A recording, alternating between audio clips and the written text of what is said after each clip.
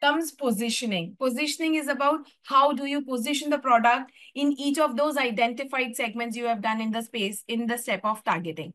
Now here you will see an example of an aisle that you see of breakfast cereals. Okay, these are all breakfast cereals when you go to a supermarket.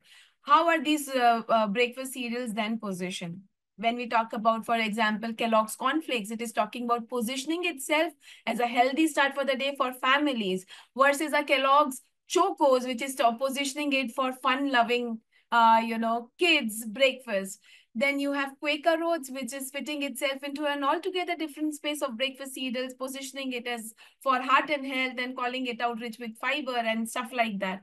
Now, these are the ways. They all look the same at the very first chance. They are all breakfast cereals, but when you go deeper, you see they are being positioned for different need states. For example, I would like to call upon the smartphones. When you look at smartphones, imagine yourself surrounded by smartphones, okay? And all of these smartphones, on the very first glance, they all are the same, right? They all look very similar to us. But then when you go deeper and see, each of the brands stands for something unique. And that's what makes, positioning powerful. How? I will tell you. For example, when you talk about Apple, we know it's stylish, it's secure, it's premium, it's, very modern. But when we come to Samsung, it is innovative. It's for tech lovers. It is, very powerful. Then when we talk about OnePlus whispers, oh, I am, having high-end, all the specs that you need, but without unnecessary cost. And then you have Xiaomi, which says, oh, I am here with great features at a great price. So they're all smartphones, isn't it? It's a quite a very close example to branded generics we deal with every day, right? They're all smartphones, but how they have been able to position themselves for a unique need and are positioning very different from each other. Now, that's what positioning is. It's about unique space your brand occupies in the minds of your customers. The way you would position, there is one example we call out over here already. The way you position a painkiller, which is given for post-surgery patients, would be very different to how you would position a painkiller, which is given for everyday headache, right? So that is where brand positioning comes in. Now, I would actually like to take you through, if we can go on the next slide, there is this positioning matrix, which is very interesting.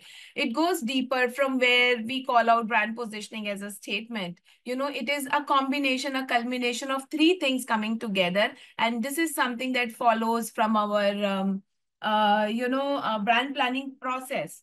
First and foremost, when we sit and do brand positioning, it doesn't happen just like that. It has to have those fundamentals in place.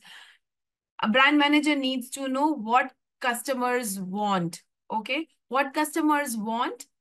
Then we need to know what is the competitor offering in that space, and then identify what I can offer there, which is not what competitors are offering, but is something that the customers need. Now, how do you define what customers want? I know there is paucity of time, and I'll just try to make it very quick, although it's require a session of its own, is for us to identify, put the patient funnel together. What are the number of population? How many are suffering from this population? How many are being treated?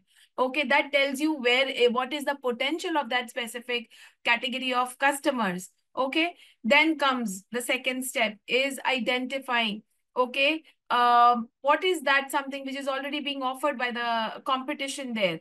Once I'm able to plug that is when I sit with my brand and see, okay, what my brand offers the best and is not overlapping with the others. And when we are able to do that, is where that's the space we get to position ourselves, which is different from competition and still being relevant, super relevant to address what the customers want.